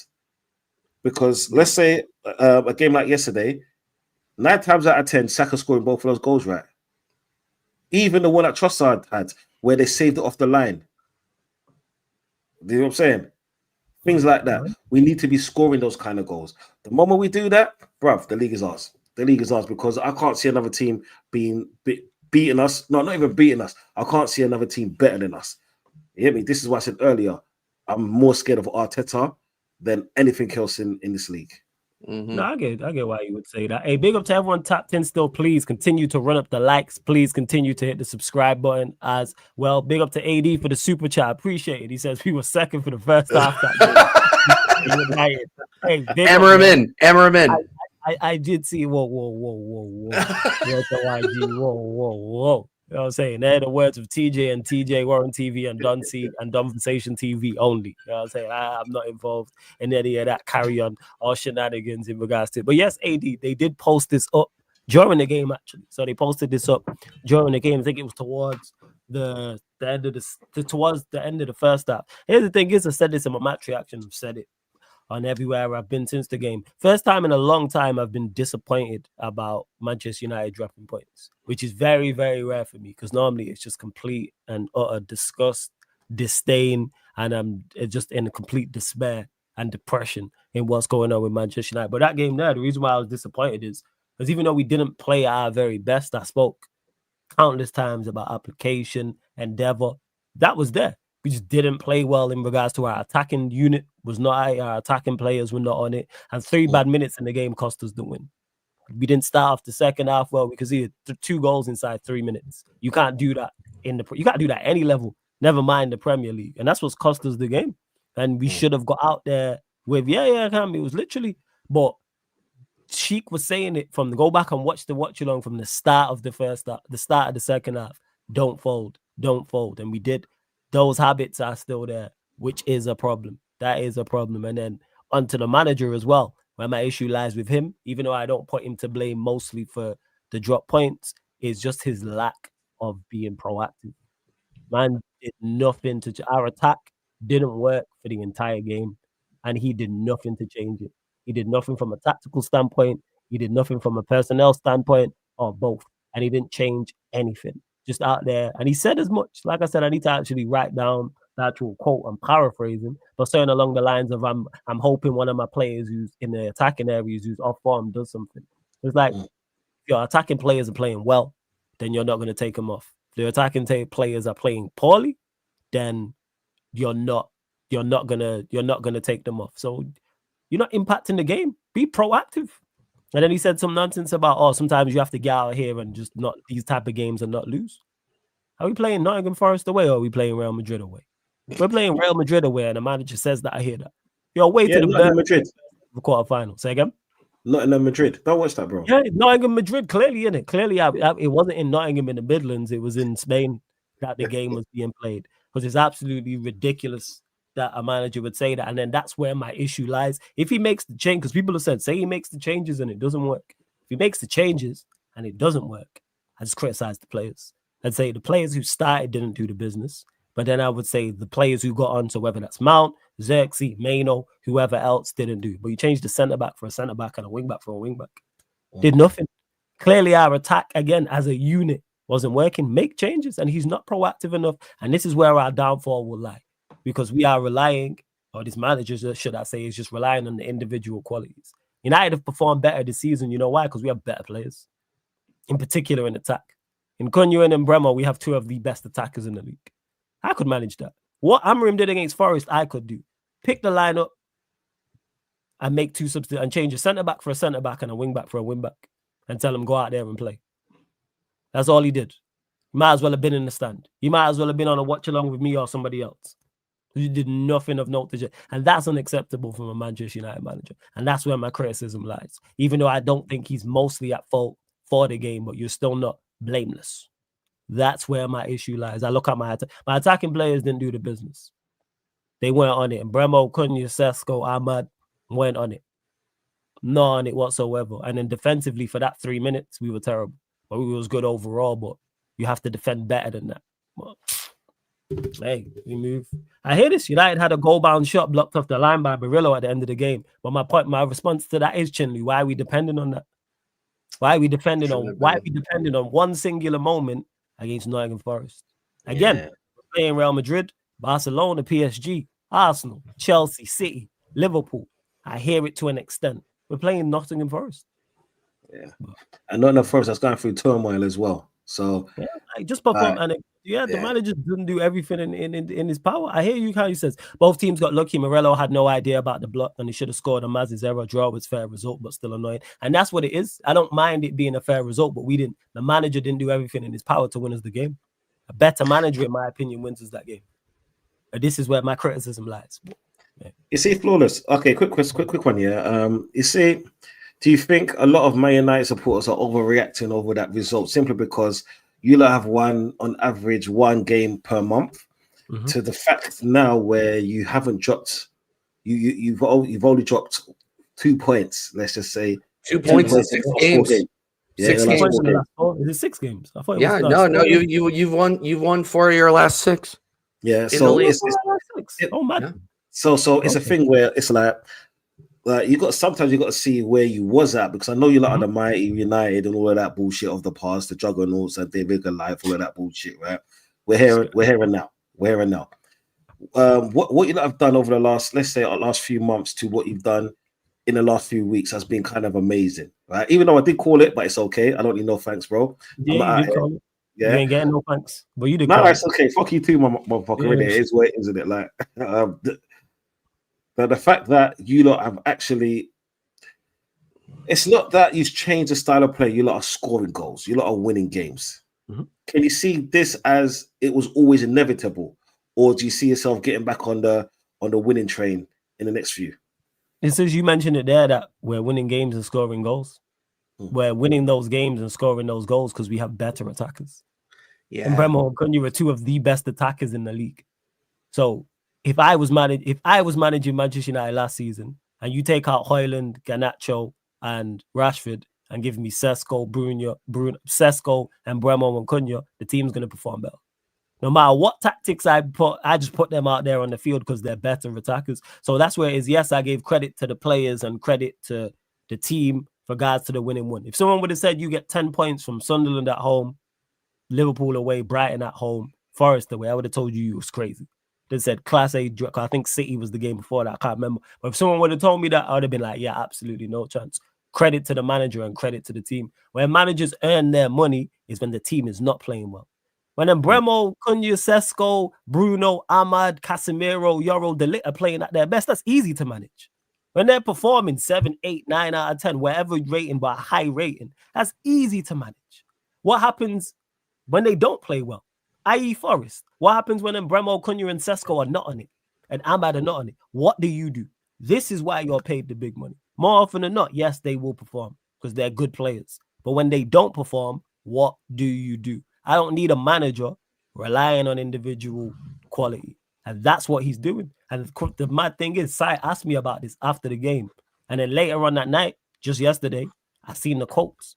And I was like, see, I already know what it is. It's hope. Why are you dealing with hope? You sounded like people in my chat in the summer. Oh, I hope this happens. I believe this happens. Yeah. Yeah, even all this nonsense. What do you mean hope? Like you can't impact the game. Do something. Be proactive. Hey, 60, 65 minutes in. This is not working against Forest. All right. Let me put on. I don't rate him. Let me put on Mount. Let me put on Xerxes. Let me put on Maino. Switch Embramo with Ahmad. Switch Cunha and Embramo in terms of tens. Do something. Push Embramo higher up the pitch with Sesko. Do something is the point I'm making. Try something. If we were still playing now, we'd still be playing the same way with them players. And it's not working. And this is where it falls. I don't get lost by results. I'm like, yes, I can praise a result and be happy about a result and happy about performances, but I also see the deficiencies if it goes the other way. Because I'd still be sat here saying this, even if Murillo doesn't clear Ahmad's shot off the line. And let's say we win the game 3-2 and Ahmad, that goes in late on. I'm still sat here saying the same thing. Yes, I'm happy about the win. Fantastic. Won 4 in a row, etc., etc. But what did you do to impact the game? No, you did nothing. Zero. Nothing. Sorry, go on, TJ. No, I was just gonna say, so you don't give him any credit because I see the quality of the players coming out. Like what that goal from Ahmad was a fucking worldie. What a hit. What a fucking hit. And I'm looking at players in that game or managers in that game. You had Amorim versus Sean Dyche, who has managed. Was that his first game managing Forest? I think it might have been his second because they had a Europa League. Yeah, I think it's second. His first game at home, I think it was. I think he's managed. Yeah. So if Man United's manager can't outfox Sean Dyche in 2025, that's a big problem, and you're depending on the quality of your players to get it over the line. And I guess my question to you was over the last stretch where you have been successful, and you have been. You were in second in the Premier League. I cannot believe this for what? 10 minutes? Was it 45? Was it 45 minutes? You were looking at the table. Whenever we scored. Yeah, you were looking at the table and you thought it was like Arsenal first, Manchester United second. You thought you were looking at a board from like 2003. Like I couldn't believe what I was looking at. But my question to you is the player quality what got you that 4 out of 6 or is it or is any of this Amarim? The only thing I give him credit for is like he did the bits in regards to lineups in those games. Lineups 100%. Subs more often than not, he got more right than wrong. Going long from goal kicks. That's what I give him credit for. That was the key difference in particular against Anfield, because that was my biggest fear. We don't play out from the back well against anybody. We don't build up well playing against anybody. So my biggest fear was, and we've seen what Liverpool are like and what the crowd are like, when you do try and play out from the back, bear in mind, Villa have the players to do that. Villa, when you look at Onana and Kamara, Emi Martinez, even though he made the mistake, Pau Torres, Digne, Cash, Konza, that is a team that can play out from the back. They're capable. They're comfortable on the ball, even though they didn't do it their best. We don't even have the players for it. So I give the manager credit for that. But in regards to overall, it's an individual quality. I agree. That's where it is. Like I look at Liverpool, I look at Brighton, I look at Sunderland. Ain't really a team thing like that. Like that's the quality showing, like of these individual players, because we bought well. And I said we bought well. Sesko was the only one. I said, and Bremo and Cunha, 2 quality players. Yeah. Best of the rest. They were 2 of the best in the Premier League last season, and they were 2 of the best of the rest in regards to the Premier League the season before. When I say that, people, I'm talking like outside the big 6. Same way Spurs with Kudus. Same way you lot got Rice. Same way Chelsea went and got Caicedo and Cucurella, for example. Yeah. It don't always work, but it's a tried and tested method about buying the best of the rest. So yeah, and like I said, it's shown yesterday against Forest, and Bremo and Cunha weren't good. Okay, what can you do? Nothing. Just nothing. And he said as much afterwards. Yeah, I'm just waiting on. Let me actually get the actual direct quote. Give me a sec. I'll get the actual quote that he said. And I was just like, so I was right about you just relying on the individual brilliance. It was crazy. Yeah, that's sad. Relying on individual quality, and it shouldn't be a reliant on it. Should be an asset. Same way Arsenal, you lot will talk about set pieces shouldn't be your main way of scoring goals. It should be an addition. Same way with us. Our team and system should be our main way of playing. It shouldn't be, hey, you know what, can you pick up the ball and do a madness? Or in Bremo, hey, do a madness. So you're saying that just the quality is what's keeping Amrin's job. Quality of the players. Yeah, it's the quality of the players, because we've actually got, in particular, good attackers. That's where it's from, because we've actually got good attackers. Where is it? Hold up, this is it. I think we were gaining momentum in the second half. I didn't want to change the forwards. Ahmad could have done better. Sometimes you just wait for a player who's a bit off his game to change things. Sometimes you wait for a player who's a bit off his game to change. So that translation, Cunha and Bremo, Ahmad and Sesko aren't playing well. So I'm hoping they do something in the game to get to create me a goal or score me a goal. How are you managing like that? I mean, you got players on the bench.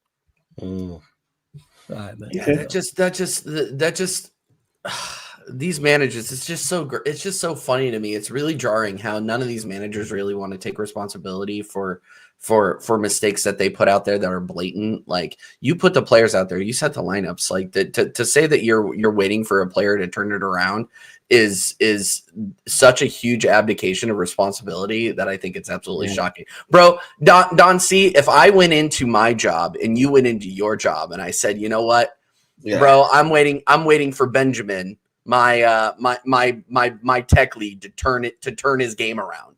I'm waiting for him to stop being late on projects. I'm waiting for him to stop cussing at the customers. Like, I'm really waiting for him to turn his performance around. No, you're not. My boss will be like, hey, bro, like, there's the door. Don't let it hit you on the way out.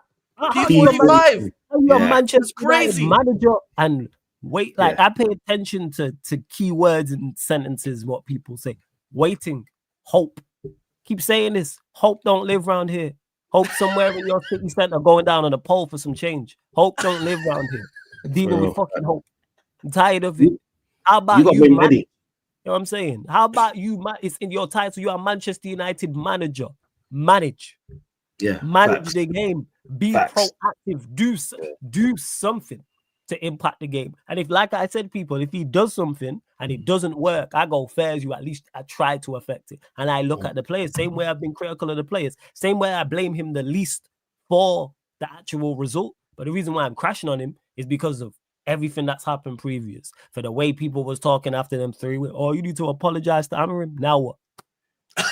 They heard that. Now what? Because we drew to Forest. Let that Ahmad shot go in.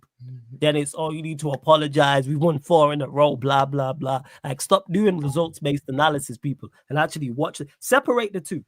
You can win a game and play poorly. You can lose a game and play well. Because there's certain results you lot would have seen, for those that have been watching me long, where after we've won, I've been fuming. There's certain games after we've drew or lost, I'm like, you know what? Liverpool 2-2 away last season was not mad whatsoever. Let's say we would have lost the shootout to Arsenal in the FA Cup. Wouldn't have been mad about the performance. Would have said fair. Go back and check my match reaction. 3-1. I'm just using that as an example. This is unfortunate. Hey, Arteta should have done examples. You could have used that. You could have used the Tottenham one last season. You know what I'm saying? But you refused to.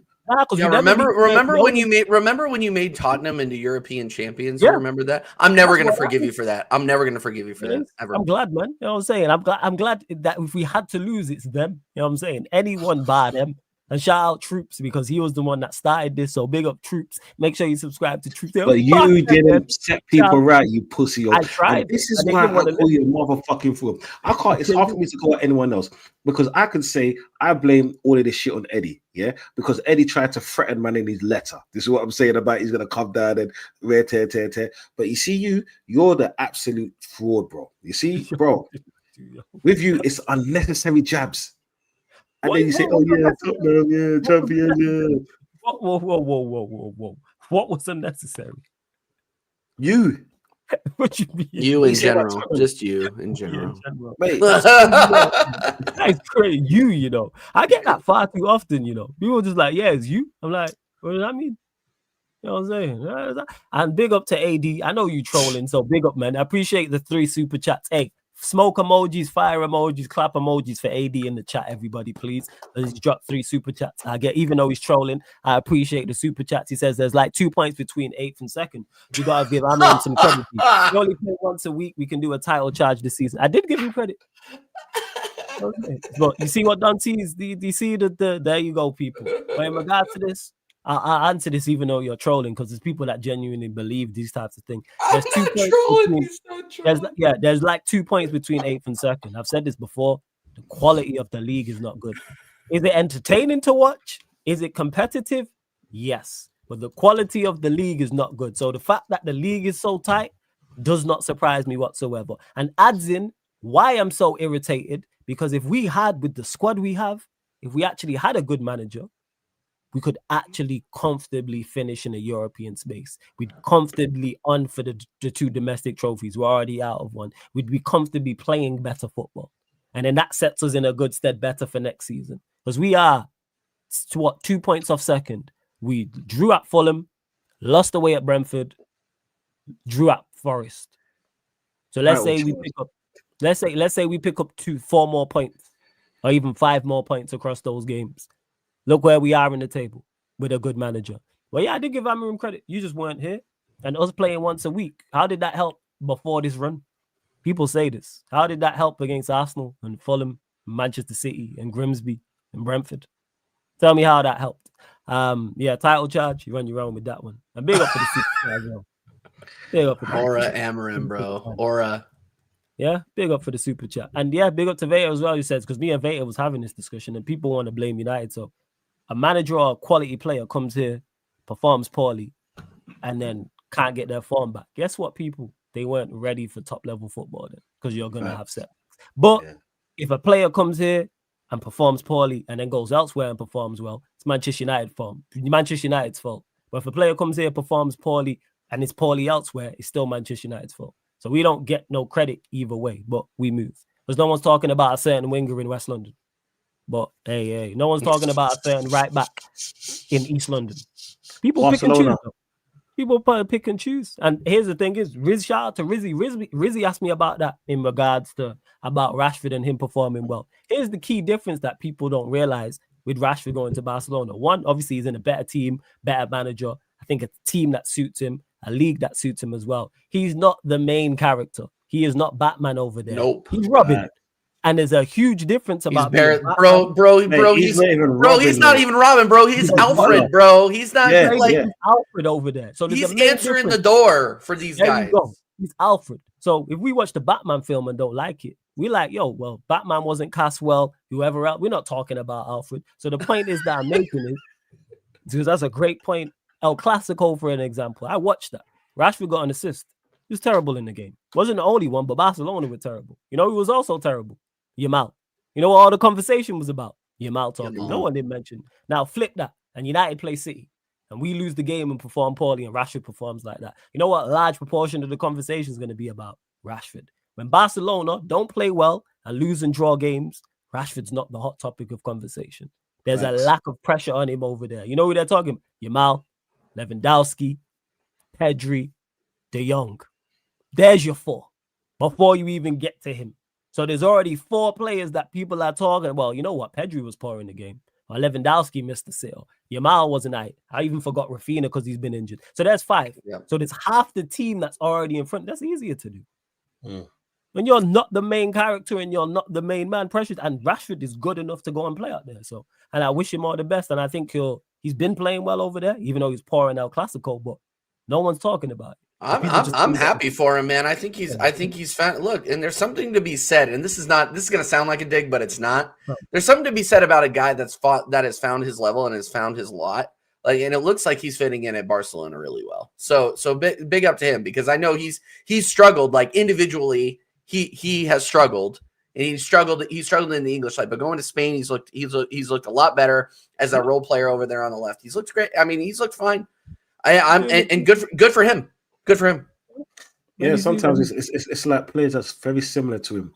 Do you know, like saying and sorry to go to that. Coil and cooking, Italian league. If you're any pace and power, you're gonna do well over there. Yep. Vardy bagging goals over there. I've seen a clip of Vardy doing bits. People all I have to say is go check who the top scorers have been in Serie A. Yeah, the past Lukaku. 3, 4, 5 years. That league different. Conte a beast over there. Yeah. Put Conte anywhere else, and what happens? I'm crashing out at Spurs because of Burnley looking to crack. Yeah, the only thing that you guys need to know is that Christian Pulisic is in the Golden Boot race in Serie A. That's all you need to know. Christian Pulisic. No one ain't saying, "Oh, Chelsea ruined players." Give me a break, man. You can criticize United for a lot of things, because I do, but blaming us for these players who don't go anywhere and do anything at the elite level, like I'm saying, "Oh, McTominay's cooking." Yes. Cool. Let's see how he does in Europe. Let's see if Napoli. How come you lot don't have? He's that good. You lot have Napoli winning and going anywhere in the champs. Well, he's a baller, right? Beast. Have him in your team then? No, exactly. Talk to me about no player you ain't having in your team. Facts. You lot taking McTominay. No, you lot as well. You lot were taking Garnacho. How's that working out? Tell me, please. One goal. How's that working out? I was saying, fucking Garnacho. Garnacho. There's a lot of Chelsea fans asking if they can have that receipt, asking for that return label. No. Keep him there for that. Keep him there for that. No. Keep him there forever, bro. Yeah. I'm loving that. Keep him there forever. Shout out your channel. Let them know where they can find you. What you got coming up. TJ Warren TV, people. TJ Warren TV. You can find me tomorrow. I will be live on Staffy TV for American Waffle. Lots to talk about. You can see me and Corey up there on the top row because we are at the top of the league, baby. So, Staffy TV, go over there. I think we're running it at 1 a.m. now that we are 1 a.m. UK, now that the time change has happened over here in the United States. And then just keep an eye on the notification bell. I'm going to be traveling next week. I'm actually going out to South Bend to go watch college football, Notre Dame versus Navy. So then that's a huge deal over here. So it's like a spectacle over here. It's like it's a huge like historical. It's a big college football like derby thing, rivalry. So I'm going to go out there. I probably won't be back until like Sunday night. So just keep an eye on the notification bell. I'm liable to go live at any time. I actually will be live tomorrow before American Waffle. Now that I think about it, I scheduled a show. I will be live at 11 p.m. UK time. If anybody wants to come through, I'll just be reviewing the weekend fixtures and then how I see Arsenal's season going through the rest of the calendar year. So come through for that. Big up Flawless, big up Don C, big up everybody in the chat. this is another fun one, man.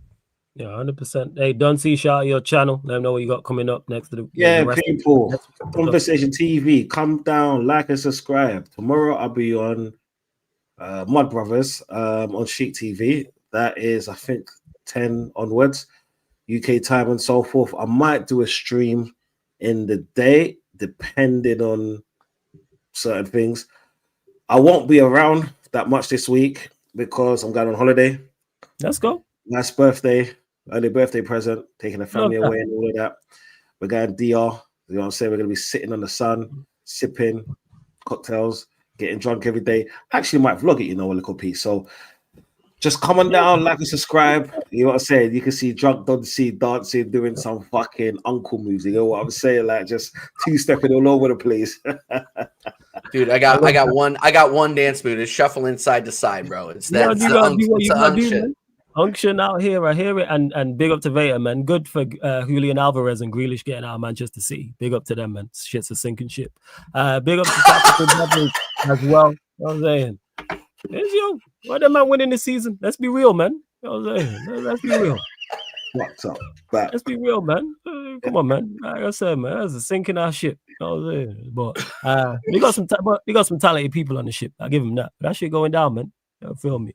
Would you sell Kobe Mano in January if we get Alec? I'm not sold on Elliot Anderson as others. I know I wouldn't sell Mano. Absolutely not.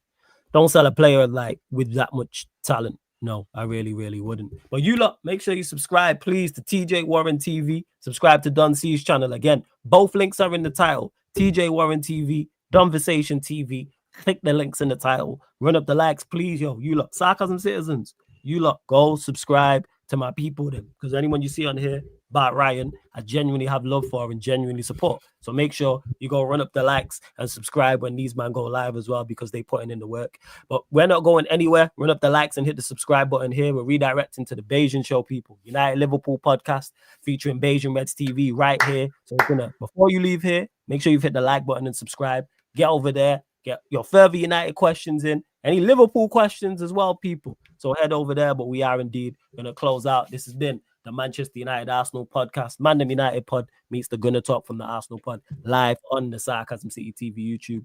Thank you very much for tuning in. Literally see you lot in like 20 seconds. Actually, we're going live now in 20 seconds. See you lot in a couple minutes. Big up.